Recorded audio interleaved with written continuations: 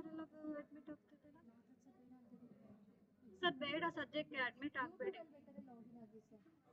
ಯೂಟ್ಯೂಬಲ್ಲಿ ನೋಡಿ.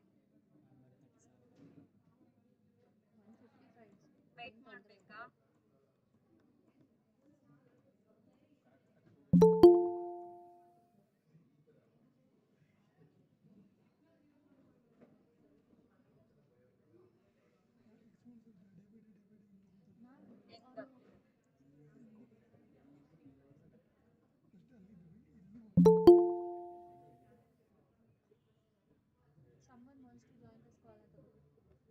ಅವ್ರು ಮಾಡ್ಕೋತಾ ಇದ್ದಾರೆ.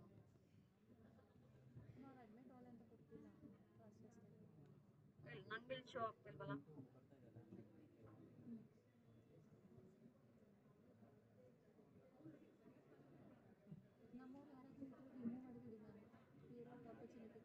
ನಮ್ಮವ್ರು ಯಾರು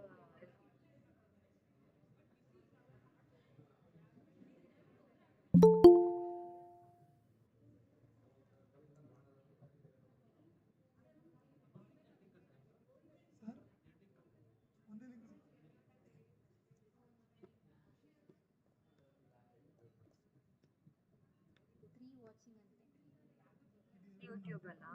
ನಮ್ಮವ್ರನ್ನೆಲ್ಲ ಯೂಟ್ಯೂಬ್ ಅಲ್ಲ ನೋಡಕ್ ಹೇಳಿ, ಅಂದ್ರೆ ಲಾಗಿನ್ ಆಗಕ್ಕೆ ಹೇಳಿ.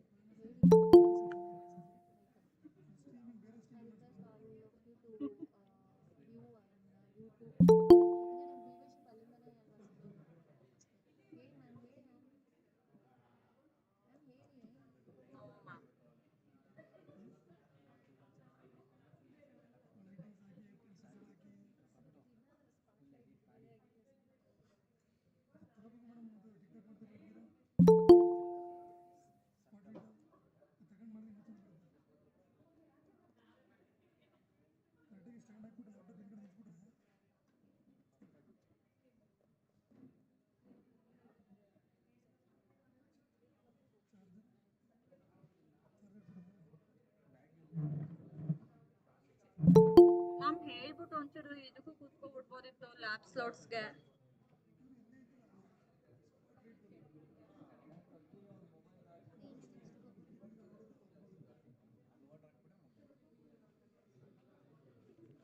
ಹಂಗೆ ಇಲ್ಲಿಗೆ ಇಟ್ರಪ್ಪ.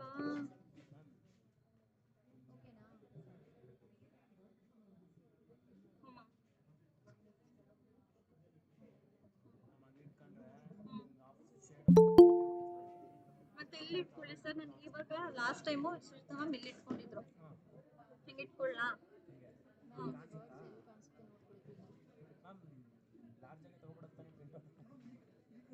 ಎಷ್ಟು ಪೇಜಸ್ ಅಂತ ತಗೊಳ್ಳಿ ಸರ್ ಲಾಸ್ಟ್? ನೀವು ಏನಕ್ಕೆ ಕೈ ಹಾಕ್ತೀರಾ ಹೇಳಿ?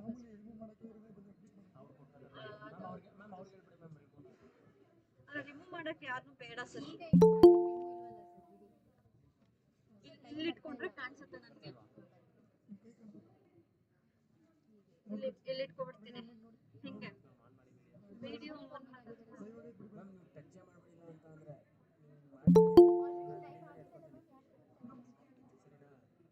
ಏನ್ ಸರ್?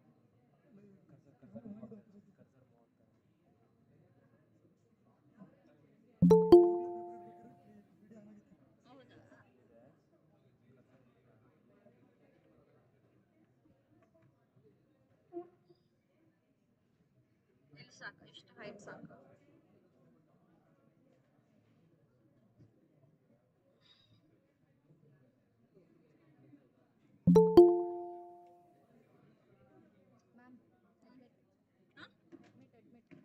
ಅಡ್ಮಿಟ್ ಅವ್ರು ಮಾಡ್ಕೋತಾ ಇದ್ದಾರೆ.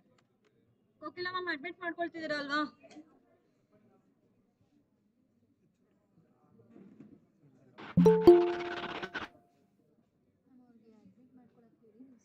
ಮಾಡ್ತಾ ಇದ್ದಾರೆ.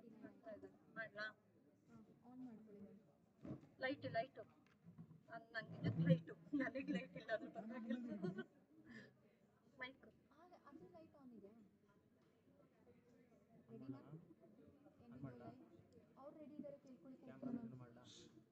ಕೋಕಿಲ ಮ್ಯಾಮ್ ಸ್ಲೈಡ್ ಸ್ಟಾರ್ಟ್ ಮಾಡಿ.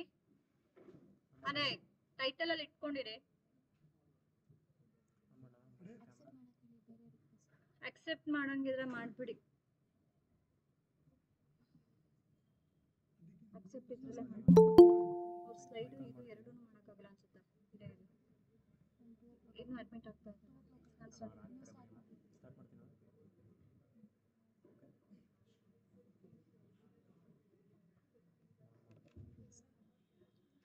Good afternoon, everyone. A very warm welcome to the third session of the 5-day National Level Online Faculty Development Program on ICT tools and binary accreditation for modern higher education institutions, organized by St. Joseph First Grade College, Jayalakshmipuram, Mysuru, in association with IQSC. I'm your host, Kanchana SR, Assistant Professor, Department of Computer Science. It is a privilege to have all of you join us for this enriching faculty development program aimed at fostering excellence and innovation in teaching and learning. Today, we have with us eminent personalities and passionate educators dedicated to nurturing quality higher education. Let us together make this FDP a fruitful and inspiring experience. At the outset, it is my pleasure and honor to warmly welcome our esteemed dignitaries, resource persons, participants, and my dear colleagues to this session of the Faculty Development Program. I welcome Reverend Father Edward William Saldana, Secretary, MDES, Reverend Father Navin Kumar A, Treasurer, MDES, Mr. Sebi Mavali, CEO, Training and Development, MDES, Mr. Chandrasekhara H.N, Principal, Ms. Shilpa R, Vice Principal, and Ms. Nayana K.S, IPSC Coordinator to this session. It is my pleasure to introduce today's speaker, Dr. J. Lohit. Dr. Lohit is a distinguished officer at the University of Mysuru, celebrated for his exemplary leadership in academic administration. Currently, he serves as the IPSC coordinator, University of Mysuru, fostering a strong culture of quality across the institution. In his role as nodal officer, he oversees the implementation of good governance initiatives and as coordinator of the statistical cell, he drives data-informed decision making. With extensive teaching experience, Dr. Lohit has guided journalism students at Maharajas, Maharanis, and Mahajanas colleges and mentored applied art students at Chamarajendra Academy of Visual Arts. Recognized for his expertise, he has been nominated to the Board of Studies, Board of Appointment, and IQSC Advisory Committee of several premier institutes. Dr. Lohit has contributed to the development of bilingual dictionary and four subject encyclopedias and served as editor of Bahurupi, a government of Karnataka publication. He was also an executive committee member of the Dasra Poets Meet and played a key role in formulating the UUCMS, Karnataka's flagship higher education project. A skilled quizmaster, he has designed and hosted quizzes for All India Radio. His commitment to lifelong learning is evident in his completion of 801 online certificate courses from top global universities including Harvard, Stanford, Princeton, MIT, Oxford, and Cambridge. A prolific speaker, he has delivered over 150 invited talks and lectures and hosted more than 300 academic programs. An accomplished author and translator, he has published 14 scholarly books, 23 book chapters, 80 research articles, and has translated publications for KSOU and the Election Commission of India. In recognition of his outstanding contribution to literature, education, and administration, Dr. Lohit has received one international, five national, and 12 state level awards. We are honored to have Dr. J. Lohit with us today to share his valuable knowledge and expertise on beyond slides, ICT tools, and their influence on effective lecturing. Please join me in warmly welcoming him to this session. Without further delay, I now hand over the session to Dr. Lohit. Sir, Thank you the so much, session ma'am. is yours. Am I audible? audible. Okay.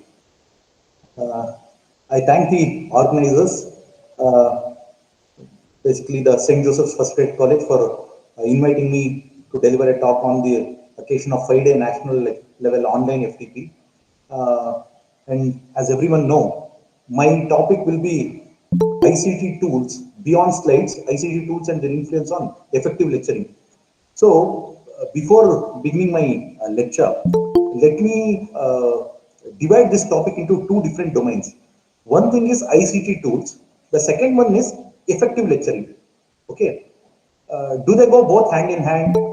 Are they complementary to each other? Let us check. Okay. I think all the educators who are in this FDP, you already know it is very hard to teach the students of today's generation, because they are exposed to so many tools, to so many, what can I say, new media. Definitely, it is, I think, maybe 20 years back, what the educators used to face challenges, that is nothing in front of what we are facing at this juncture. Actually, we are in the crossroads. Okay. Let me give a case study. I'll try to make it as engaging and as interesting as possible. One of the premier institutes in Bangalore, they had a problem with their institution because they got a lot of complaints from the students as well as the parents that the overall teaching learning process in this college has gone haywire. So there is something serious problem with their teaching learning process. Then they made an external committee, and luckily I was one of the members. And we visited the college. We took the feedback from the parents, from the students, and other stakeholders. Then it was very shocking to know. I have the report with me, and I'll keep the name of the college anonymous. And just let me bring to your notice that what exactly was told by the students in that college. So when we inquired them, what they told was majority of the teachers, they just read out what is there in the PPT slides. They use the PPT during teaching, and whatever is there in the PPT, they just go on reading that, and they never interpret that. They never explain that. Just they go on read. They go on reading that slides. Then do you know what the conclusion, what the students said? It is better to learn from YouTube tutorials than to listen to their lecture. This was the conclusion given by the students. So my topic today, the ICT tools, whether it has a influence on effective lecturing, it is still a question mark. The teachers in that particular college were using the ICT tools, but they were not. They had lost the art of lecturing. There is something called as art of lecturing, art of teaching. If you don't master, if you don't gain the mastery over that art, lecturing or teaching, definitely no matter how many ICT tools or new media, it won't save you. Okay. So, and we inquired with them many other questions, like take for example, what do you say about the domain knowledge which your teacher possesses? This was asked to the students, and they told very weak. Okay, see, the ICT tools can't make over or can't like compensate your domain knowledge. That is for sure. So it was very in a bad state. Then we asked them, do they handle the class regularly, and the punctuality rate? That was also somewhat average.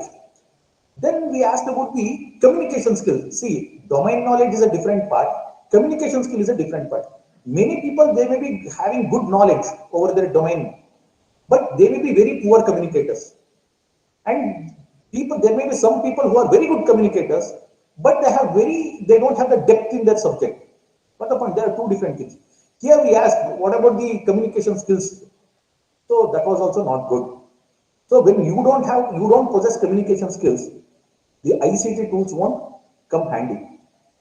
Next thing, we also asked, how do you rate the teacher's usage of ICT tools in teaching?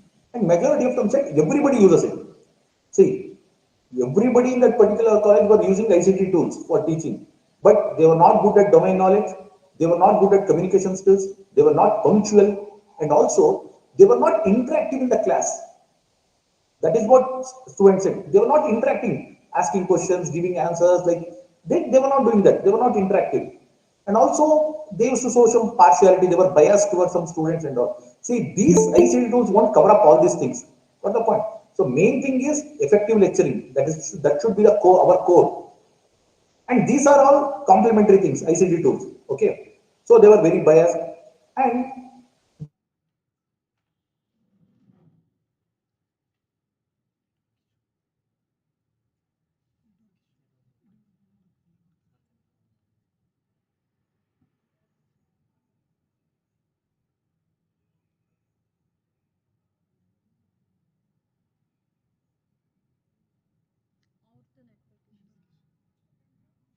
ಅವ್ರದ್ದು network ಕಾಲ್ ಮಾಡ್ಬೇಕು ಈಗ ಗೊತ್ತಾಗಲ್ವಲ್ಲ sir ಈಗ ಮಾಡಕ್ಕೆ ಆನ್ಲೈನಲ್ಲಿ ಹೇಳಿದ್ರು ಕಾಲ್ ಮಾಡಿ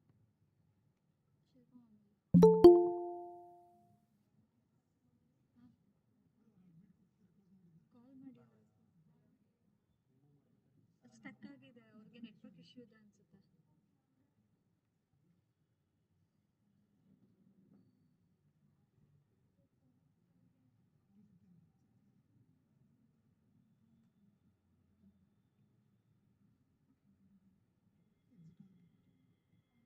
he left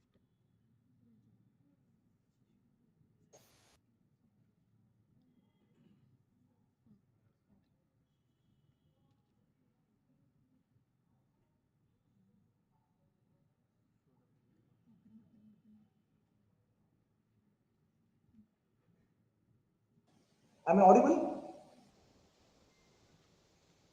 Yes, sir. Okay. Sorry, I lost the signal. I lost signal. Now I got back. Okay.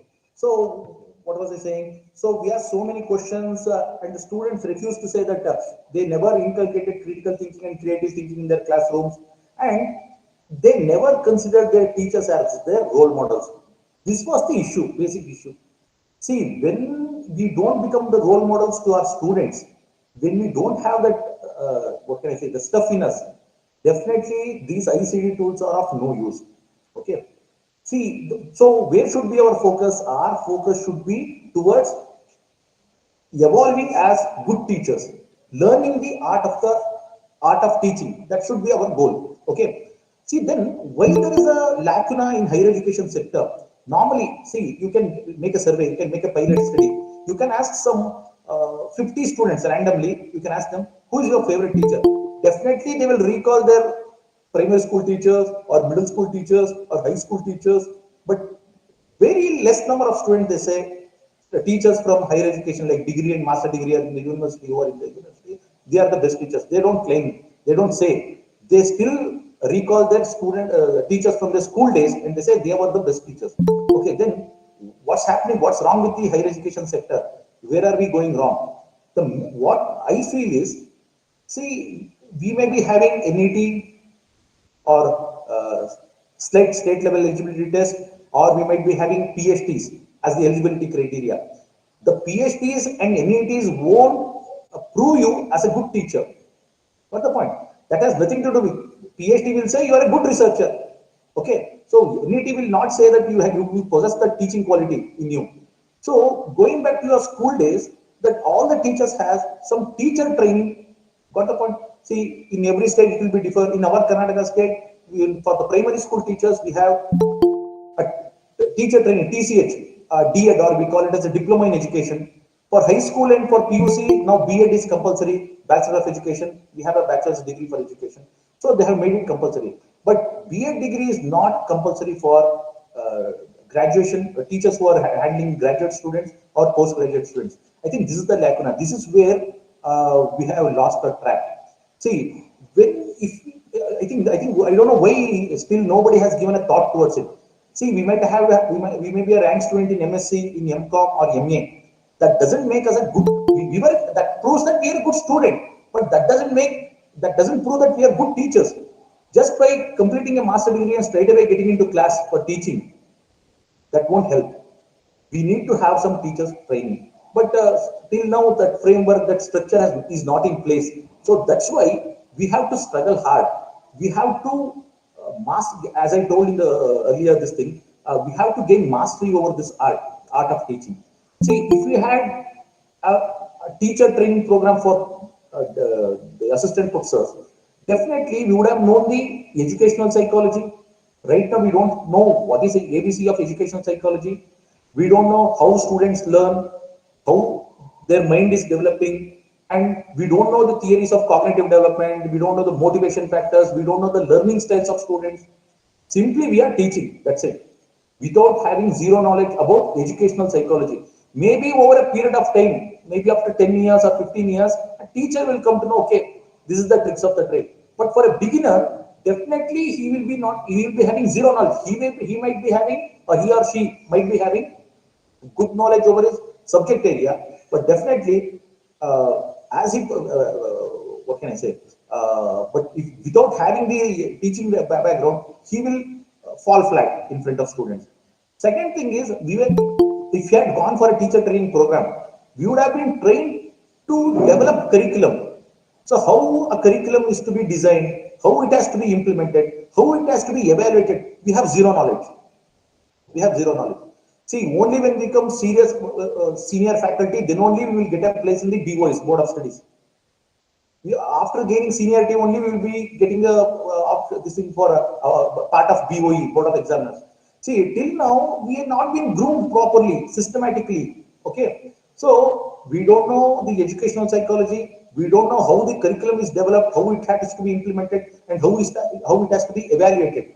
So, next thing is, and there are stages of teaching. I think many of you may be familiar with the Bloom's taxonomy. There are certain stages. We are completely unaware of it.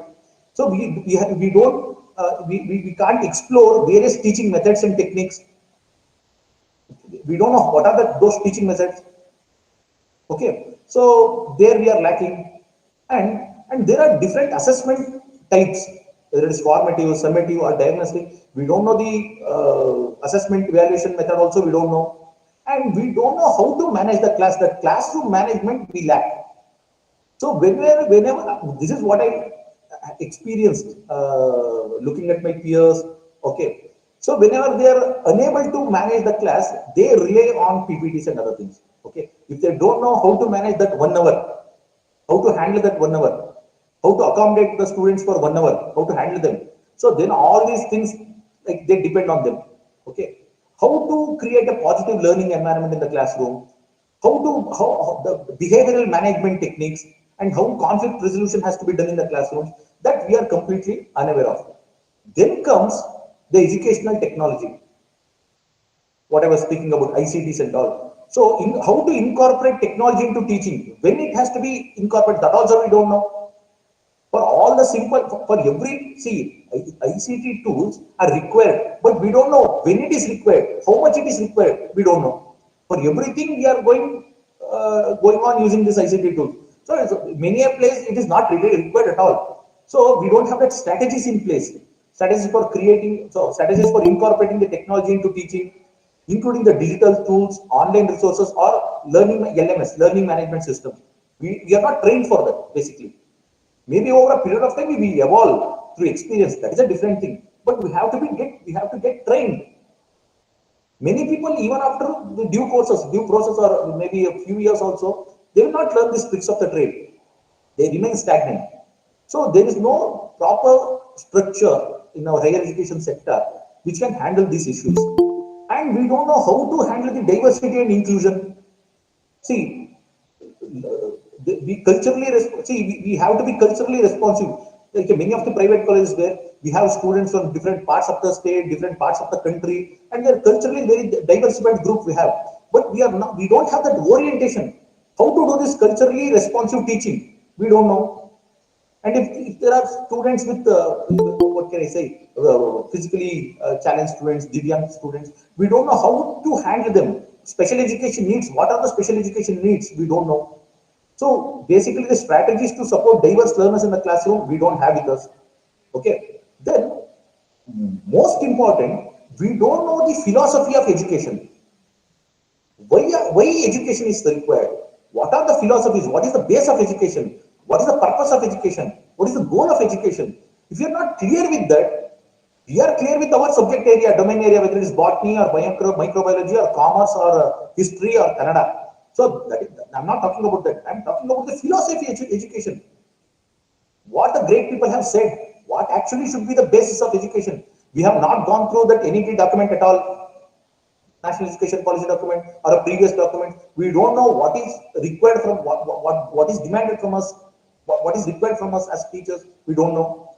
Okay, we don't know that philosophy. Then there is something called a sociology of education, understanding the role of education in society, including issues related to equity, access, and social justice. We are not aware of it, and we claim ourselves as the teachers at the higher education level. Then, as I told you, that educational tools, what I told, these are all teaching aids. We don't know how many, what sort of teaching aids should be used at what juncture. We don't know that. Okay. Then, how to give hands-on training to students, that also we don't know. Majority of the times, what we do is, whatever we have learned in the laboratory during our graduation or post-graduation, simply we make a replica and we continue the same with the students when we become teachers. But we actually don't know how field experience should be inculcated, how practical should be handled, a scientific method or a systematic way of doing it. We don't know. And majority of the teachers in higher education, do they know what is a lesson plan? How to prepare a lesson plan? We don't know lesson plan. See, it is a teacher. What is a lesson plan? It's a teacher's guide to run a particular lesson. It includes the goal, what the students are supposed to learn, and how the goal will be reached. That means that the methodology or the procedure or the modalities, and the way of measuring how well the goal has been achieved. That is the test or worksheet or homework or internal assessment, whatever it is. So we don't know how to prepare a lesson plan basically. So these are the things first we should focus on more than the ICT tools. So whatever I have quoted. So there are a lot of books out there, and there are a lot of training programs out there informally. So we have to enroll, we have to equip ourselves, we have to polish ourselves. Otherwise, we will be left out. There is one university in North India. See, when they hire an assistant professor for the university, uh, for 2 years, they are not asked to take classes. Do you believe that? For 2 years, they pay them every month, but they're not asked to teach. Then what they are supposed to do? They have to go and sit in the classrooms of senior professors and listen like students. How the senior professors are handling the class, how they are engaging the class, how they are interacting with the students. But only for 2 years it's the learning. The same thing what I told, teacher learning. Basically, we don't have the teacher learning programs for us. So this is the way. For 2 years they pay you like student. You need to go and sit in the classroom and listen to the senior faculty. So I think these are one of the best, I think, strategies which can be inculcated. Then many of the teachers, what they don't know is, see, teaching is a performing art, mind you. It's a performing art. Just like a Bharatanatyam dancer, a Kathak dancer, a Kuchipudi dancer, a violinist, or a guitarist, what can I say, theater artist. Teaching is also a performing art. We are on the stage, for 1 hour we perform, and students look at us. If there are 100 students, means 200 eyeballs, they will be looking at us, they will be observing us. So, are we prepared like a performing artist? Do we, basic things I am telling you, body language, do we know how to use our body language properly? Eye contact, the dressing style, what should be a dress code for a faculty? Are we being trained for that? Somebody has given tips to us? No. We are just going with what everybody is doing, copying, and we are just passing them. But scientifically and what is supposed to be done, that we are not doing. So, see, one thing, except science education, okay, now we have reached such a stage. I think everybody knows Indira Gandhi National Open University. Everybody knows open universities in their own state. There will be many open universities. See, we have reached such a stage where teachers are not required. If you give the study material to the students through open university, he can learn MA, he can learn MBA, he can learn MCOM. Only for 10 or 15 days, if they do contact class, that is more than enough. So for throughout the year, teachers are not required at all. Students, they can learn for themselves. This is one of the biggest challenge. In the future, there will be a question mark whether teachers are really not. I think in the age of AI, we are talking about driverless cars. Definitely, very shortly we'll be having teacherless institutions.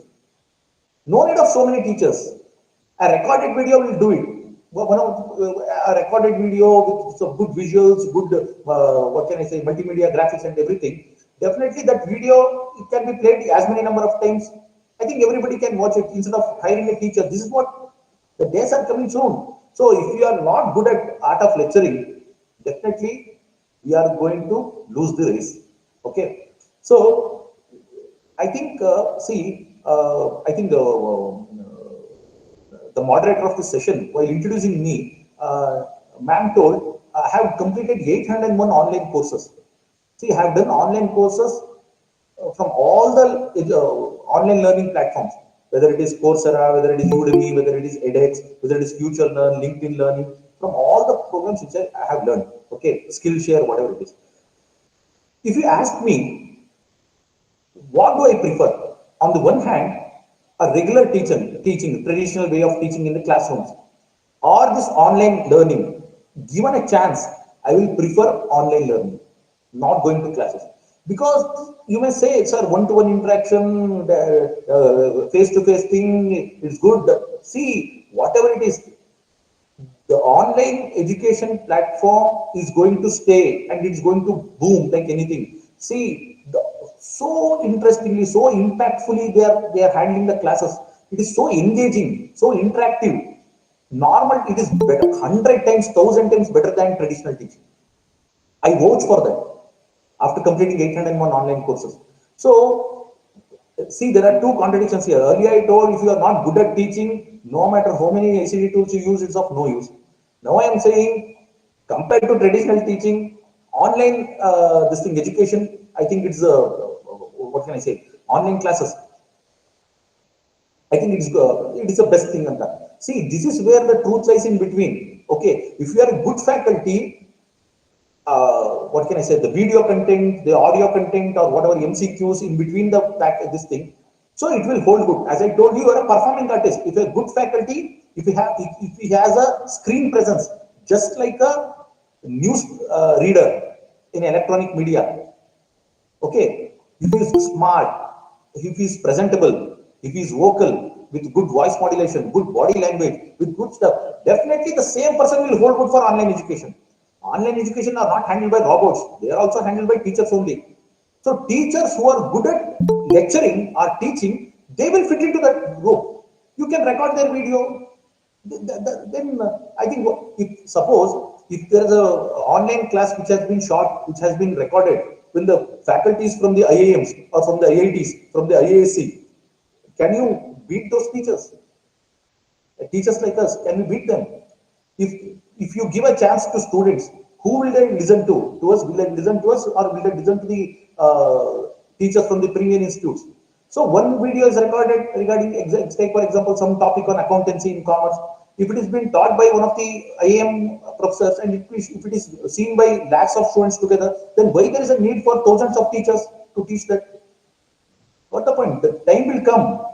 Definitely, as you see, this thing, what can I say? The layoffs being happening in the software company, in the all your Microsofts, your Dells, your Infosys, and all that.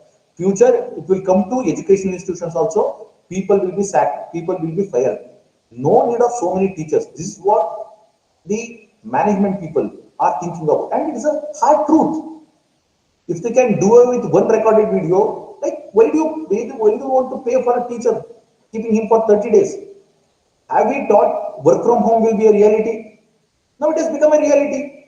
All this thing, the CEOs and MDs, what they are thinking, instead of hiring a place, paying advance, giving rent to that place, that electricity bill, that AC bill, and the traveling expenses, the time consumption, coffee machine, and everything, it is better you sit at your house and you do the work. What's the point? So now work from home is a reality. Just like that in future, if you are not presentable, if you are not, what can I say? If you don't possess that skill, art of teaching or lecturing, you will be out of this field. That is for sure. Okay. Then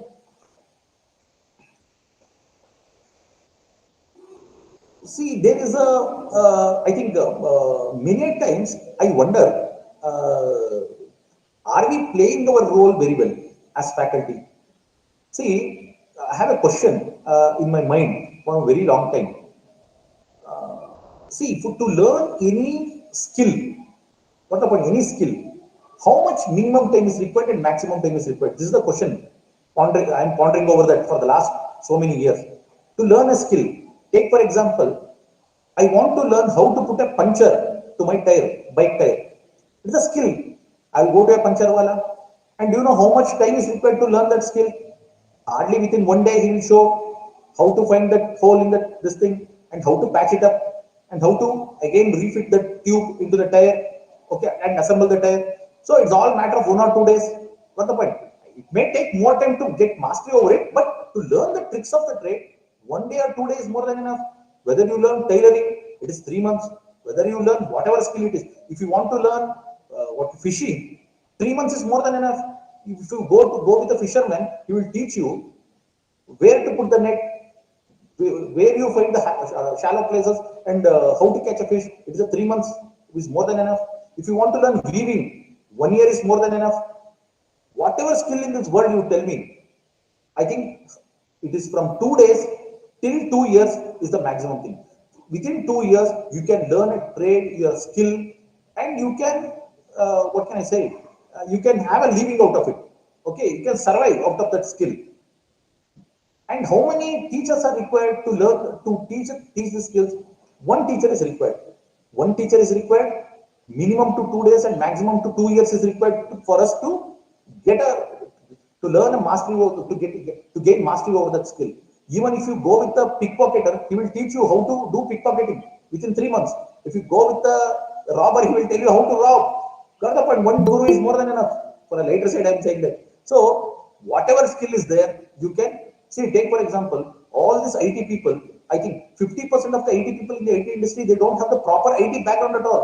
From non-IT background, they hire people from the non-IT background and they're making them work in the IT sector. Do you know that? Let me give my example of my brother only. He has done mechanical engineering. He has never touched a computer in his lifetime. But he got placed in one of the top IT companies in the country, and he was trained for 6 months, and he learned C, C++, Java, whatever Python is there, and after 6 months he is working. In the 4 years engineering course, he did mechanical, but right now he's working as a software engineer. Within 6 months, they taught him the trade skill. What the point? So whatever skill set is there, whether it is farming, or whatever is pottery, whatever this thing is there, it can be learned within 2 days or maximum 2 years, and one day is enough. Now coming back to our education system, see how much time do we spend for education? Playgroup, pre-KG, LKG, UKG, 4 years, 1 to 10, 10 years, 10 plus 4, 14 years, PUC 2 years, 16 years, degree 3 years, 19 years, 2 years master degree, 21 years, average you take 20 years. So students, even we as a student also, we spend 20 years average, okay? And our students are also spending 20 years. And from morning 9 till evening 4, they'll be with us. They don't want any money earning at the enterprise. They will be here with us only for learning. For 20 years they come to us. And how many teachers are involved in this whole process? Starting from pre-KG from KG to PG, from kindergarten to post-graduation, at least 200 teachers would have come in his life. Math teacher, science teacher, physical education teacher, drawing teacher, whatever. From LKG to PG, 200 people have come in his life. Now, at one hand, you have one teacher teaching a skill within 2 years' time. Here there are 200 teachers teaching something for 20 years. Still, do we have unemployment in this country? Yes. You agree with me? We have unemployment, no? All the learned people only are unemployed. Illiterate people are not unemployed. They are engaged in one or the other task. Educated class are the unemployed people. Do you know the unemployment rate? How big it is? So then question yourself, as an educator, how can you be proud of? See, for 200 people for 20 years, we could not make that guy to earn his livelihood, to earn his bread and butter. Then we are talking about these ICT technologies. So if you are good at teaching, everything will come in hand. If you are not good at teaching, if you are not passionate in teaching about teaching, definitely nothing will come to your help. See, 200 people engaging that guy for 20 years, still he does not have any skill, he does not have any values, He does not have proper attitude. That's what we have seen in the society. After 20 years of this teaching work from 200 people, people become corrupt, people become unemployed, people are into all sorts of negative things, all the educated people. So, what is the purpose of education then? Then, what is the role of the teachers then? We need to question ourselves.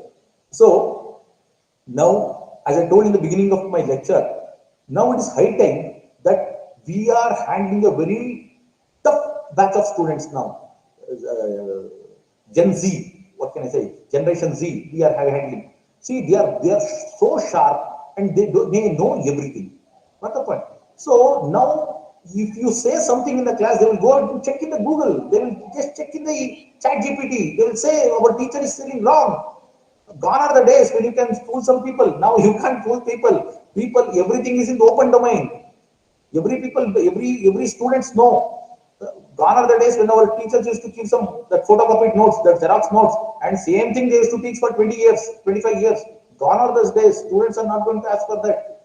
They are so demanding. So if you are able to acquire that skill, that teaching skill, definitely you will be able to survive. And there are a lot of studies being done, like why do students dislike certain subjects? Why do students like certain subjects? See, definitely after the survey, do you know, very interesting point. If a student likes the teacher, he likes the subject. If a student dislikes the teacher, he dislikes the subject. This is the bottom line. So, are we in a such a state that we are creating an impact? And I'm not saying liking is it's a very, what can I say, tangible thing. Like somebody liking in the sense, somebody may say, "Sir, I will give full attention to my students. Let them like me. I'll give the notes to them, so they will like me." That is not the thing. Liking means a respect for their credibility, respect for their knowledge. Are we demanding or are we commanding? We are only demanding. Are we commanding the thing? You have to command, no? So, students, if we do, see, when they start respecting us, they'll start respecting the subject. If they start liking us, if they take us as their role models, definitely they will like the subjects also. So, if a student, if he's scoring less marks, if he has lost interest in the subject, it is our failure. There is nothing called as bad student. There is always a bad teacher. Never there is a bad student. It is always a bad teacher. So it is in your hands. You can turn a bad student into a good student. So you can use ICT or whatever other 100 technologies, 100 teaching aids into that. But the first thing you need to focus on effective art of lecturing that you need to focus on. Okay. And let me give my own example. When I entered teaching, soon after completing my post graduation, I was very lean and I used to look very young. Nobody used to believe me I was a teacher. Okay. So first task was to teach in a all girls college, degree college. That was my first assignment, first job. See, when I went there, all the teachers, girls, I think in the all women's college, we are a guy with I think recently passed out, very young. Definitely, it was very hard thing to me. I was afraid, like, they may rag me, and I was also afraid of that. So, that's the first thing I came across. Then, soon, little later, I got an opportunity to handle classes for the students of distance education courses. Okay, then who is to come for this distance education courses? All the professionals, all the people who are after the mid age, after 40s, 50s, they used to come for the classes. That is another challenge.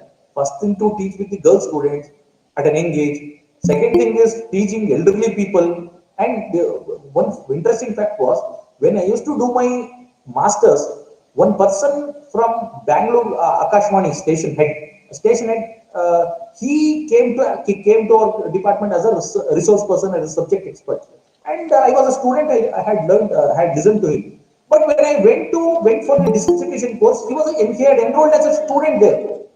So see, how can you teach radio, how to handle a radio program to a person who is a station head of a Bengal Akashwani program, Akashwani, yeah, AIR, All India Radio station head? How do you teach them? As a student, you have listened to him. Now you have to teach him. Why he had joined the distance program was he did not have a formal degree in journalism. That's why he enrolled for that at the age of 52. So I was only 22. I had to teach. I have to teach him. So this is the second challenge. The third challenge. Next year, I was assigned to take classes for applied art students. Applied art in the sense the graphics, painting, sculpture, all the applied art students I used to handle. And these students, they like practical work. They hate theory like anything. They will sit and they will paint, they will sit and they will sculpt, but they don't sit and listen. Even for 5 minutes, it is hard. It is hard to make them sit at one place. So these are the three challenges which I faced at the entry level itself. So my father, who is also a teacher, he taught that if you are good at knowledge and if you know how to put yourself into their place and know their aspirations and to reach out to them and help them as a mentor, definitely you will be a hit. Otherwise, you will feel out of place. You will become an average teacher. So I struggle hard. See, to teach students at UG level is a different domain. Teaching them at the PG level is a different thing. For school level, it's a different thing. You need to have that adaptability. You need to know. See, many of the teachers, what they do, they will give the same talk to the school to students also, for PUC students or PU students also, for degree students also, in the same way. That doesn't hold good. You have to modify that content. You need to understand who our what can I say, end users are, who our listeners are. Then only you can if you know them, you know their pulse, if you know their mind, then only you can win their hearts. So later, I was very successful in both the all the three assignments. So what I am requesting is, it took me a lot of struggle, lot of hard work to design. See, our degree students, they are, as I told you, they are molded to sit for 1 hour, for 6 to 7 periods continuously. But for the applied art students, hardly 1 or 1 to 2, 3 classes, that too in the afternoon. And all the 4 hours for practicals only. So it is difficult for them to sit, and that too in the after the food, after the lunch, that too in the afternoon session was a difficult thing. So you need to use all your faculty in the mind. So how to make them, how to make your stuff more interesting, more engaging, more appealing. So that you need to work on. As I told you my earlier this thing, we are not being trained. We have not got formal education in teachers training. So it is, we have to evolve ourselves. We have to develop our own style. As all the film stars, they have the Rajinikanth has a different style, Chiranjeevi has a different style, Dr. Rajkumar has a different style, but Amitabh Bachchan has a different style. Likewise, as a performing artist, as an individual teacher, you need to have your own style statement. Then only you can make a mark. For that, it takes a lot of hard work. So many people, what happens is, we that unfortunately in our country, we take up some jobs due to some necessities. See, we don't take up the jobs due to passion, a pure love towards this thing. For many reasons, we might have ended in this job. See, for me, my grandfather was a teacher, my father was a teacher, and I became a teacher. So it was in the family tradition, it was in the DNA. We had that environment in our this thing. Maybe the same advantage a first generation learners might not have. What the point? So they need to work double hard. Otherwise, they can't survive. So see, and for teaching, if you like, see, for to become a doctor, to become a teacher, that if you have the right attitude and aptitude, then you need to come to these two professions. Otherwise, it will be a disaster, total disaster. See, a bad teacher will ruin 3 generations. In his career, he will ruin 3 generations of students.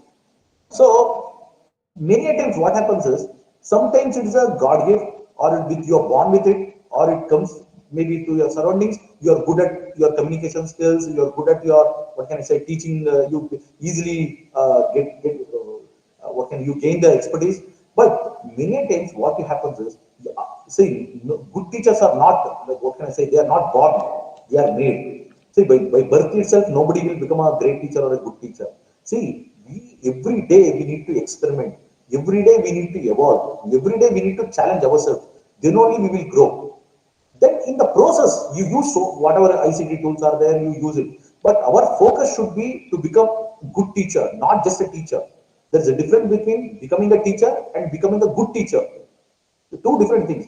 Becoming a son is a different thing. Becoming a good son is a different thing. Becoming a father is a different thing. Becoming a good father is a different thing. Likewise, becoming a good teacher is really a challenging task.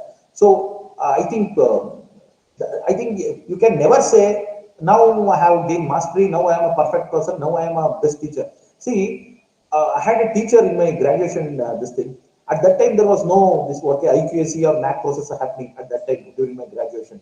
So what our teacher used to do was, she used to give sheets of paper to us at the end of the term of graduation, and she used to tell us, give me the feedback where I went wrong, what I need to rectify. Don't write things to please me. Don't say whatever is rosy, goody things, all rosy things you don't write. That every good, the good things will also always be there. That I know that. Don't talk only the good things. Okay. Just give me some feedback whether I am too fast while speaking, whether I am using too bombastic language, whether it is going over your head. Are you able to understand it? So these are so many things. Are you able to understand the basic concepts? What I am trying to say. So many questions she used to ask, and informally she used to take that feedback. So I think there is a saying: champions take feedback at the breakfast counter. See, there is a so this is the symbol of champions. Take feedback from students. Now it has become a formal structure. IKC has come into place. Now you need to take feedback from students every year, and based on the feedback, try to find out your weak areas. Try to find out your areas where you are stronger and work on both the strong areas as well as how to overcome the weak areas. Both you have to work. What's the point? Sometimes if you keep silent, that if you don't work on your strong areas, the later stage will become the weak area also. So every time you need to get updated, you need to be on the toes all the time. Okay. So that is one thing. And let me talk about some the ICT tools now. See, there are a lot of advantages to it. See, no, definitely we have if we use a PPT. Right now, somebody asked before the session, the organizers asked me, "Sir, do you want to share the PPT with us?" And I told my topic is based on the ICT tools, but I'm not going to use my PPT. What the point? See, it may look strange, but I don't. I never use PPTs in my presentation. Okay, so it will definitely give a visual appeal. Definitely, I'm not going to argue about it. It gives a visual appeal, and it helps you to organize the information. See, this is the introductory part. These are the continuation part. This is the conclusion, and it helps you to keep you in frame. Many times, what happens is teachers they lose the momentum. They go this way, that way, and they don't know how within an hour what needs to be covered. If you have the slides, if you have these subheads, we can confine ourselves. We can how to manage that. See, even before PPTs came, teachers used to. I think many of the teachers in your school time, you might have noticed, they never used to bring a piece of chip to the class.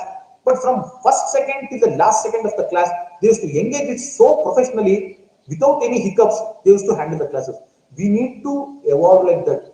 What is the disadvantage of this thing PPTs is it is we are more dependent on that. We lack confidence. Without PPTs, people can't speak in the class. They want a support hand. So, as a good teacher, it is not a good sign. Only when and where there is a need based. Suppose you need to show some photograph, some this thing important, what kind of visualization, graphs and all, then it is required. For every common sentence, common what can I say, regular classes and all, it is not at all needed.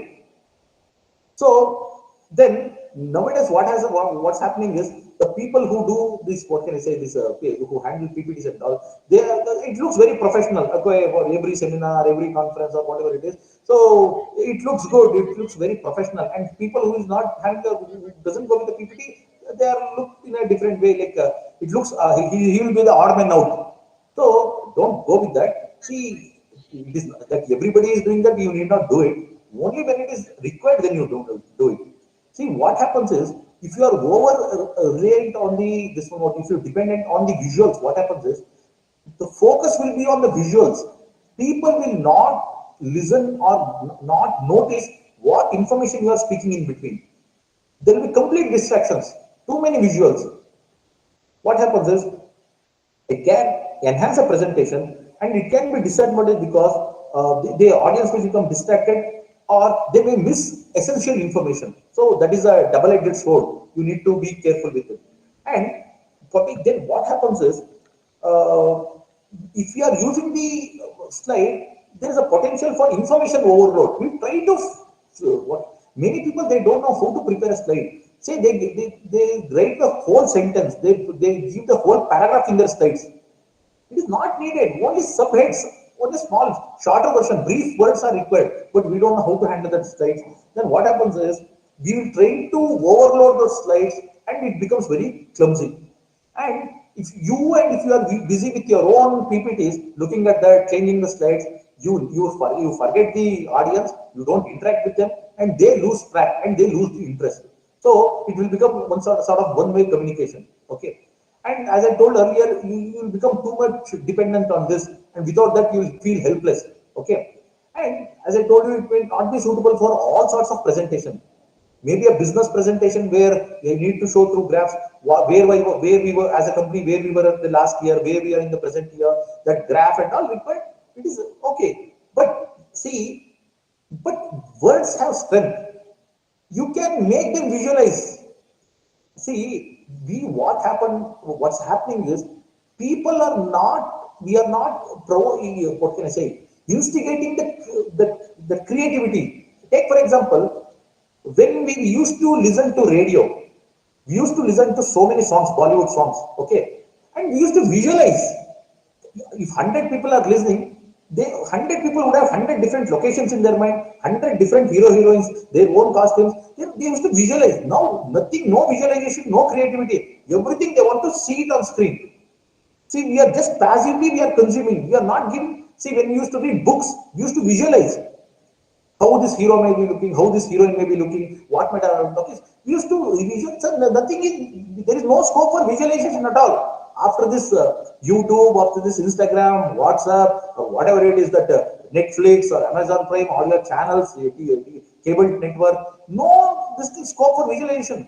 If you are still with the radio, still with the books, then there is little scope for creativity and imagination. Otherwise, somebody's imagination, creativity, you are just passively consuming. So in the classroom, when we were students, when our teachers used to talk about savanna grassland or evergreen forest, they never show the pictures, they never show the PPT, how it looks like, but the way they narrated it, how an evergreen forest looks like, not even as a ray of the sun will come and land because it is so dense. So same thing we saw it on Discovery Channel later. So we could imagine that, we could relate it with the forest nearby, how dense it will be in the. So when we use so much of people, there is a very less scope for creativity or imagination. We are ruining that. We are not giving scope for that. Okay. And the most important this thing is, many times it becomes boring and monotonous using the PPT. Because as I told you, as a performing artist, you give the scope completely. If you hand over your this thing to the PPT, and if you are not delivering the goods, definitely it will become monotonous and boring. And last, most important is, many of the people who do PPTs are all plagiarized. 90% are plagiarized. They will take it from SlideShare. They will download some other PPT, some other thing. See, there is no like authentic one, that genuine one. It is hard to find. Okay, somebody's slide, somebody's photo, there will be copyright violation. We don't give credits. We don't know how to handle these issues. Simply some pic from Google, we take it and put it into our slide. If we don't give the credit, if it has been documented, then you are at risk. People don't know whether it's an intellectual property, someone's intellectual property.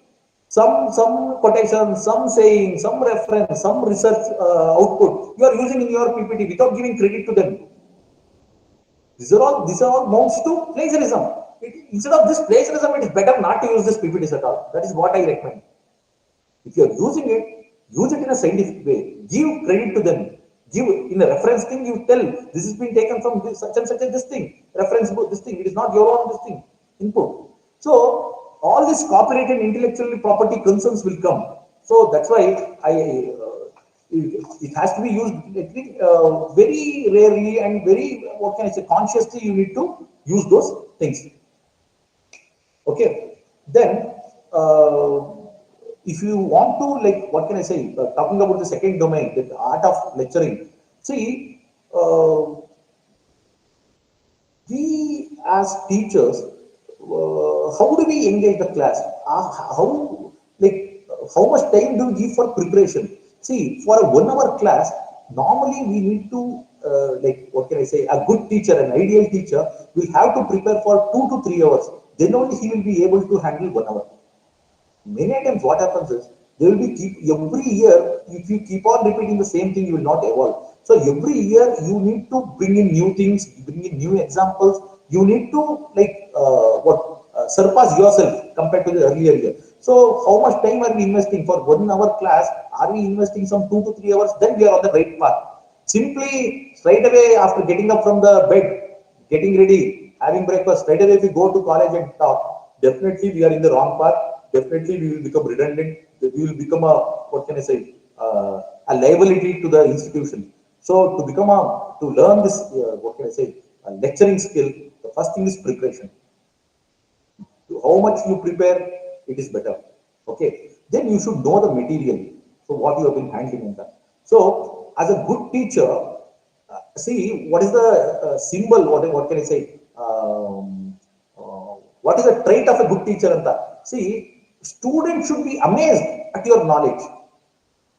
See, he should be in awe, AWE. He should be in awe. He should see how my teacher is so brilliant. Where does he bring all these things? How much he has read. And if you are in that, if he is awe-stricken, then he will listen to you. You can command respect. What's the point? See, if you know, sir, whatever our teacher is saying, it is from the same book. Let us read at the end of the examination. We will get the photocopy of the book. We'll read it. He is limited to that only one book. He is only limited to that his Xerox notes. Then definitely the art of lecturing is gone. You should be able to bring information from 10 or 20 or 100 different sources into one lecture. Then you should be not knowing that how, where you have brought this, how many books have you read, how many reference materials have you gone through, how many subject experts you have met. So he should be amazed. So if that is not being done, it looks very boring. Take it from me, you know, many of you people will be having kids of your own. You will be knowing attention span is very less in this generation. They will not be able to focus more than 15 minutes to 20 minutes. See, all YouTube shorts, Instagram reels, everything is 20 seconds, 10 seconds clips only they are able to see. If there is 3 minute video, they will skip. Even for 3 minutes, they are not able to sit in this thing. Gone are the days when we used to watch Doordarshan. We used to wait for one film for 1 week, one Chitrahara or Rangoli for 1 week. So there are so many platforms for them to listen. Got the point? So it is difficult to, and they are so visually, and what all the things which they see on the Instagram or the Facebook or the WhatsApp or the YouTube or on the Netflix or whatever it is, they are so engaging, visually rich and everything. If you as a performing artist, if you as a teacher, if you are not that dynamic, if you are not that interesting, if you don't make that classroom engaging, definitely you will lose the audience, you will lose their interest, and definitely no matter how many ICT tools you use, it will be of no use. Use the ICT tools. What's the point? But to, what can I say? There is a, I think this morning I was going through some scriptures, and there's a fantastic sutra from Badarayana Brahma Sutra. There's the first sloka which says, what is the purpose of teaching learning process? In the Badarayana Brahma Sutra, this has been discussed. What is the purpose of learning and what is the purpose of teaching? And this is what they say. Atato Brahma Jignasa. This is the, what can I say? This is the purpose. This is what our scripture says. And what is this? The first and foremost objective is to create inquisitiveness. There is a word called Brahma Jignasa. Jignasa, I use the word Jignasa. Okay. Jignasa means inquisitiveness. If you are able to create inquisitiveness in the students, curiosity in your students, then only you are good teachers. For that, if ICT is helping you, use it. No issues. Use it. Whatever. But they can't replace a teacher. They can't replace a human being. It is just a teaching aid. It is not the main dish. It is a side dish. Got the point? So, what is the purpose of all the learning process? It is a Brahma Jignasa. I think to create inquisitiveness about the whole Brahman, whole world. So, if you are we creating interest in our students? Are we creating interest for them in learning? We are not creating the desire to learn. We are giving some tips, some notes, just to buy it. You give important, put star mark to it, mug it up, write it in the examination, forget it. Will he continue the desire to learn in future? Have you created that spark within him? See, everything can't be taught in the classroom. Everything can't be, everything in the world in that particular subject can't be handled within the semester scheme. What's the point? We are only touching the, what can I say, tip of the iceberg. There is so much thing to learn. So are we creating desire for them to learn in future? You have to question yourself. So, what is the sign of a good teacher? What is real learning is to create desire for him to learn, to inspire him. Are we inspiring him? So many times what I say is teachers are not at all inspired. If they are, the person who is not at all inspired, he is not self-motivated, how can he create passion? How can he create interest, inquisitiveness, desire in among the students? If a doctor, if he looks like a patient, what can he, how can he handle the patients? He should be bright. He should be like what can I say, assertive. He should be healthy. He should be good looking. Then only he can lead the. He can guide. He can counsel. He can what prescribe. The medicine. Then only the student. See, if a police inspector, how he should look? If he's not physically fit, who will listen to him? Who will fear him? He should be like that. Like that. How a teacher should be. Just by the way he walks, he talks, people should give respect, and they are not, people will not give respect because of your gender. As I told you, in my case, I was very young to teaching, so then they started respecting me. It is not because of my gender, because of my educational background, whatever it is. They respect because I have knowledge. See, if you have knowledge, respect comes. There's a saying in Bhagavad Gita, nahi jnanena sadrisham. Nothing is equivalent to knowledge. Nothing in this world is equivalent to knowledge. So as teachers, we are in the place where we other people feel that we are knowledgeable, and we are here to disseminate that knowledge. And as at in the beginning of my class, I told you the case study of the Bangalore some college. They are saying that the teacher doesn't possess the domain knowledge itself. This is what the students are saying. Then you don't have that knowledge. No matter whatever ICT tools you have, it won't come handy. So first you gain knowledge, and out of that knowledge, out of the light, you light another lamp. You create desire. And looking at you, he should feel I should become like him. He should become my role model. I should gain knowledge like him. Then only the purpose of education. Once jignyasa or curiosity is created, the learner's self-directed efforts will make him to find ways and means to gain knowledge out of all available resources. This is the purpose of education. We have to just create interest among them. We need to inspire them. Take for example, now in NAC, there is a mandate that for all the higher education students, there should be mentoring. There should be a mentor-mentee ratio should be there. See, for there are 50 students in a classroom, and there are 5 teachers. There should be divided into 10 students for each teacher. They have to be divided, and this teacher will become mentor for him for the next 2 years or 3 years, whatever program it is. So after classroom, he will be like a guardian. The teacher will be like a guardian, second parent. He will be taking care of the students. He will be speaking about his emotional issues, stress issues, academic related issues, or career counseling, whatever it is. If you are doing that outside the classroom, that will have an impact inside the classroom. If many people, what they think is, if I go enter the classroom, deliver the goods, come back, my job is done. No, the real teacher duty starts when he comes out of the classroom, and it is the outside the classroom, how the students interacts with you, comes back to you, ask doubts with you, and keep in touch with you. That is the most important. That mentoring is important. If you are a good mentor, then definitely your words will be listened in the classroom inside. If you are a good mentor outside, what the point? In higher education, as I told you earlier, no need of teachers. In distance education, open learning program, only people will get degrees without teacher at all. Then why teachers are required? In higher education system, teachers are just facilitators.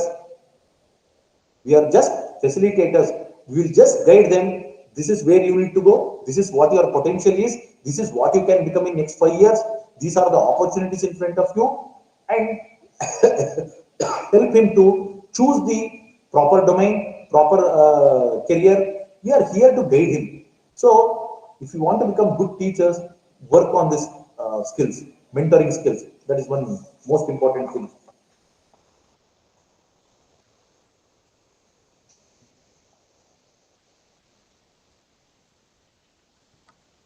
See, and there are so many, what can I say, as I told you in the earlier this thing also, what are the methodologies which can be inculcated within the classroom for a meaningful teaching learning process? In our this thing, in our scriptures and all, there is something called as samvad or dialogue, or it is called as samvada paddhati. See, this is the most powerful teaching tool, samvada paddhati, having a dialogue with students. We don't have dialogues, we have only monologues. Simply, teacher comes, he starts, and he ends, and he goes back. He never interacts with the students. Because we don't have time. Within the limited time, we need to cover the syllabus. We don't have time to engage with the student. So simply, it is always one-sided thing only. So that is the first. If you are a good teacher, at least find some period exclusively for this. Have discussion with the student regarding the subject area. So Samvada Paddhati that you can this thing. And normally what we do is Upadesha Paddhati. Now it is preaching. As a this is what the scripture says. That's what preaching or lecturing what we are doing. See, many of you, I think all of you, when you invite a speaker to your college as a resource person, as a inaugurator to the program, he need to give an inaugural address, or somebody you might have called him as a keynote speaker for some seminar conference, or somebody you might have called as the resource person for one of the technical sessions. Just listen to them. See, when you listen to a keynote speaker or a inaugurator or whatever it is, a resource person, within that 1 hour, he gives so much of enlightenment. It is listening to that 1 hour speech is equivalent to reading 4 good books, isn't it? Many of you might have seen your this thing. If you are listening to one good lecture, one from a chief guest, from a guest who has come to your college, you might have noticed. In one lecture, you feel so much rejuvenated. You get so many inputs, so many like this thing, insights you get. Are we doing the same thing in the class? Our one lecture in the class should be like that keynote address. It should be so informative, so entertaining, so engaging, so impactful. Within 1 hour, you should feel that it is equivalent to reading 4 books. That's why I told you we need to prepare for 2-3 hours to deliver 1 hour lecture. So if you are not like that, just for simply for covering the syllabus, if you are teaching, you are not at all a good teacher. Definitely in future, it will be a question mark, I think, about your survival. In future, AI is going to take over all the digital platforms, all the online learning tools will come. So no longer people will already think that straight away, let me go to job instead of wasting so much of time. Let me go for a distance education degree or online degree. Why I need to spend 2 years or 3 years of my precious age? In that time, I would have gained experience there. Even for while working also, I can learn. So I can earn a degree as well as I would have earned money, and I would also gained experience. That student who doesn't go to online or distance mode this thing, if he comes, completes a degree here, and there is a one guy who has gone for working and who has already got a degree, and he will be in a higher level this thing, this guy will go for a bottom level job. Already this guy will be in the mid management level. Got the point? So in future, students are very choosy. They, if they are, it is of no use. And if, see, just go to YouTube, just check. You check physics wala, or so many competitive exams. The people, the trainers, they have their free videos on the thing. How interestingly they teach Khan Academy, whatever it is. You just see how they use their smart boards, how they use they use these things, all the ICT tools, but they are like celebrities who they have million together followers, all the teachers. See, if you can say in maybe after maybe of many trials and errors and practice, maybe after 6 months or 1 year, even I can stand in front of camera and I can give a lecture like that. Because after Corona, even our national education policy is also stressing for hybrid mode.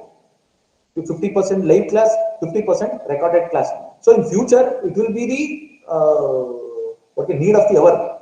Okay, hybrid mode. So you need to be camera friendly. You need to, then only this ICT tools will come in hand. So to become that, you need to be open minded. You need to what can I say? Put in a lot of efforts. Okay.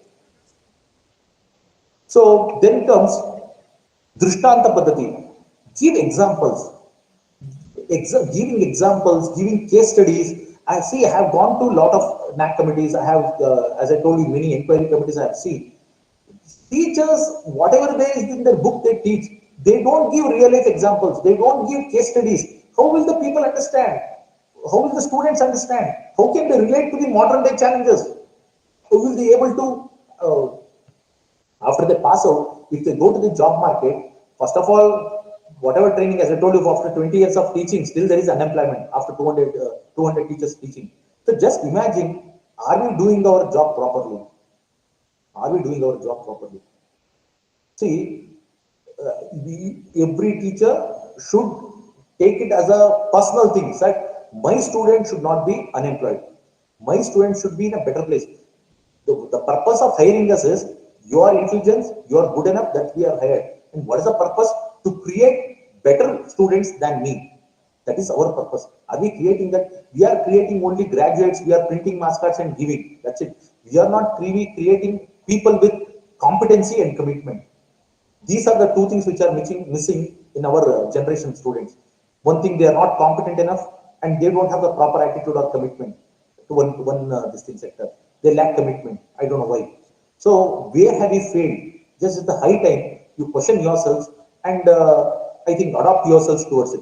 Then there is something called as Pratyaksha Shiksha Paddhati, that is learning by doing. Are we giving enough opportunity for the students to get hands-on experience to make them learn? No, all dry teaching, one-sided monologue.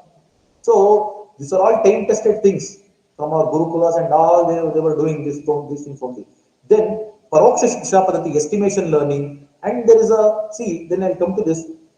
Teaching through storytelling. See, this is the one method. If you want to become a good teacher, this is the one big secret. See, if you are narrating the whole theory or whatever the technicalities or complexities in your subject, if you are telling it in a story wise, in a storytelling technique, if you narrate it to the student, always it is a evergreen method. You will be a hit. Tell it like a story. Make it very interesting. Even I have seen many of the teachers using stories. They used to teach mathematics, the intricacies of mathematics, how taxation is being done. So see, you can make it more interesting. Even the driest of the dry subjects can be made more interesting. What's the point? See, if you are not able to tell the complex concepts in your subject, in your area, in a very simpler way, then you are not a good teacher. So what is the trait of a good teacher? If he is able to simplify and even make it understand to a student of not your subject, other subject also, if they are able to understand what you are saying, if they are able to catch it, then you are a good student, good teacher. Because many of the times what happens is, many rank students, they fail as a teacher. Many ordinary average students, they become great teachers because they know how to reach to the common man, how to reach to the average learners. Many of the rank students, they feel everybody is like him only. He will approach, he will, what can I say? He will reach out only to the bright students. All the 70% slow learners, they are left out. So this is one thing. What I say is, make it understandable even to the last person in your classroom.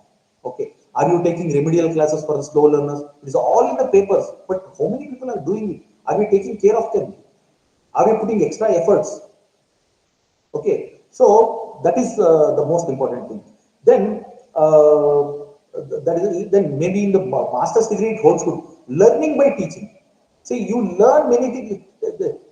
Teaching is the best way of learning, they say. See, when you teach, you learn so many things. Because there is an opportunity to teach, you learn so many things. The best way of learning is teaching. That's why in master's degree, what we do, we assign students to give seminar presentation. They come and they teach. So they learn so many things. So these are opportunities we need to give them. We need to provide to them in the classroom. Then only the students will be like whether it's group discussion or whatever it is. So definitely they will show more interest. And see, the whole purpose of my whole lecture was to say, if you are a good teacher, even without a smart board, even standing under a tree, you will be a success. If you are a bad teacher, no matter standing in a AC room or with all the digital aids, it will not come to your help. So they go both hand in hand. If you are a good teacher and also using this ICT tools, then it is Sone Pe Sohaga. It is cherry on the cake. Okay. So I thank all the participants for their patience listening, and I expect some of the questions from you people, whether I have been able to successful in conveying my point. If there are any questions, please let me know. Please unmute yourself and ask questions.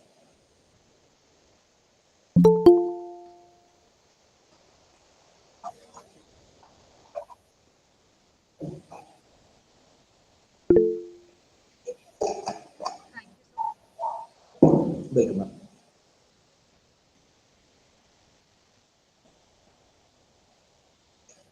Any questions? The participants say. Thank you, sir, for your insightful and thought-provoking sessions.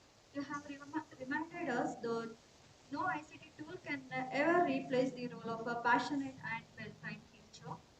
Your emphasis on teacher training, especially in classroom management, culturally responsive teaching, and creating a positive learning environment has truly resonated us.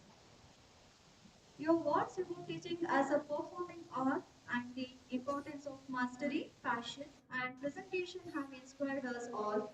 Thank you for encouraging us to continually upskill and embrace the evolving landscape of online education with confidence and creativity.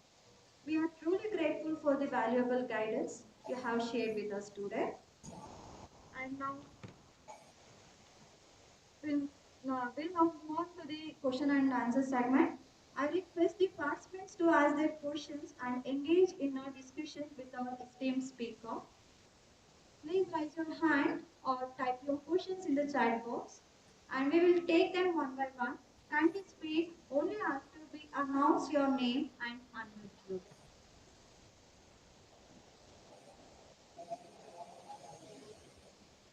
Any questions, participants?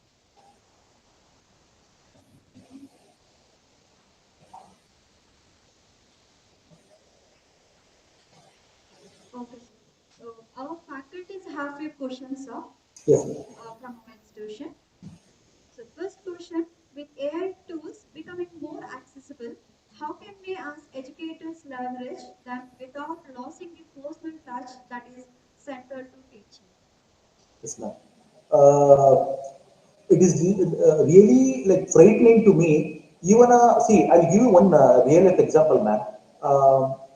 During my childhood days, my parent used to, my father used to take some this thing, but official documents regarding some agricultural land which we used to possess from the ancestral thing which we had come. He used to take it to the photocopying shops and he used to get it done. Only for that purpose, he used to use it. And during my college days also, we used to make notes. We used to go to library and we used to do it. But it is really disheartening for me that when I go to a photocopying shop or a Xerox shop, what we call, a 1 year kid, 1 year first standard student, first year this thing student, he comes to give notes for Xerox. He's nowhere interested in writing that notes. Maybe some student has written that notes, he want to get it photocopied. That's it. So it is really disheartening that where is this technology taking us? I had asked one of my favorite teachers, like, why, sir, nowadays we see this kind of thing and that. See, the previous generation, they had so much of scholarship, they had so much of knowledge in them because it was an uploading generation. They used to upload to the brain, reading, they used to upload. Now we are only downloading generation, only downloading. Everything is ready at the fingertips, they search it, they download, and they don't know even what to download, how much to download. See, I have seen students simply they copy paste after this all the assignments and internal assessment, everything copy paste only. They change the register number, they change the first and last paragraph. One guy's assignment is being shared, I think submitted by 10 different students. I think every educator here has seen this. So there is no what can I say individuality, no what can I say integrity. Not everything is gone. That's why I told you we are in the crossroads. I don't know. We can't stop our generation from using this AI tools and other things.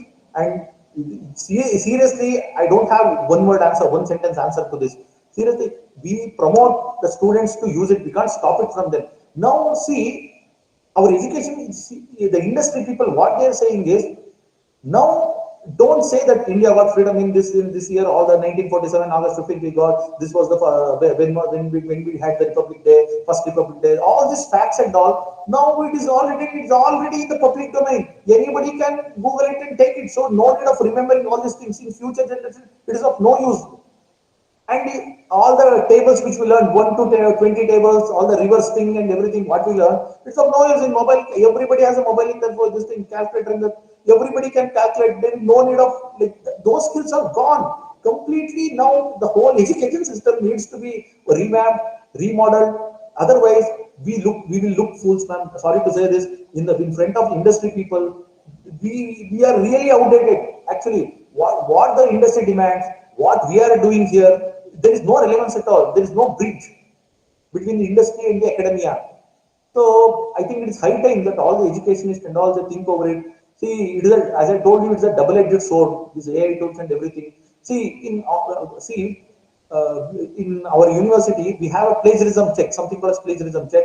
So when a person completes his PhD, he needs to undergo this plagiarism check. And if there is a plagiarism is within 25%, it is okay. More than 25%, we ask him to rectify and bring it down to within 25%. That plagiarism has to be brought out. Now there are AI tools which can mislead. Even if there is more than 50% plagiarism, copy paste, we will not able to find out. So many morphing, so many doxing. I don't know what is technology with so much of speed it is going. We are not able to cope with the speed which the technology is evolving. So every 2 months, every 3 months, there is an update to every new app. We are completely our curriculum, our syllabi. Definitely, I think it's high time. Definitely there is no answer to it. No, you can't stop your students. See, our children, school children projects, they are depending on AI. They ask AI, they get information from AI. Can you stop them from that? It is the new library for them. Whatever library we had, it is a new library. They will not, everything they made ready made. Or every script they get it ready made. Every answer ready made they want. All ready to eat they want. So this is the generation where sitting at home only they will get all the things. Even food, Zomato, whatever it is, it will bring. Swiggy, it will bring. All the groceries also they will go. Everything will come to their home step, the touch of button.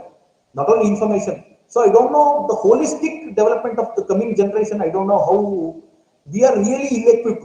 First of all, we are not prepared for. We don't have the teacher education at place.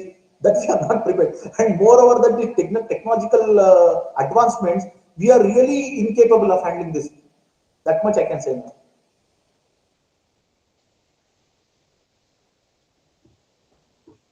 Any more questions, ma'am? No more questions, it seems so. Thank you, sir, for sharing your valuable expertise and making this session highly insightful for all of us. Thank you so much, ma'am. Thanks for the opportunity. We are Thanks to the deeply organizers as well as the audience. Thank you.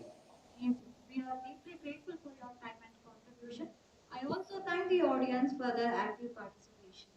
So, before we wind up this session, I would like to thank Reverend Father Edward M. Saldana, Secretary, MDES, Reverend Father Naveen Kumar A., Treasurer, MDES, Dr. J. Lohit, the session speaker, Mr. Sabir Navali, CEO, Training and Development, MDES, Mr. Chandrasekhara H.N., Principal, Ms. Shilpa Ahmad, Vice Principal, Ms. Nayana K.S., IQAC Coordinator, participants and faculty members for making this session a success. I request the participants to kindly fill the feedback form without fail as it is vital for certificate distribution. The link is posted in the chat box as well as the WhatsApp group.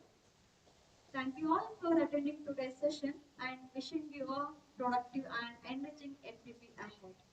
Have a wonderful day.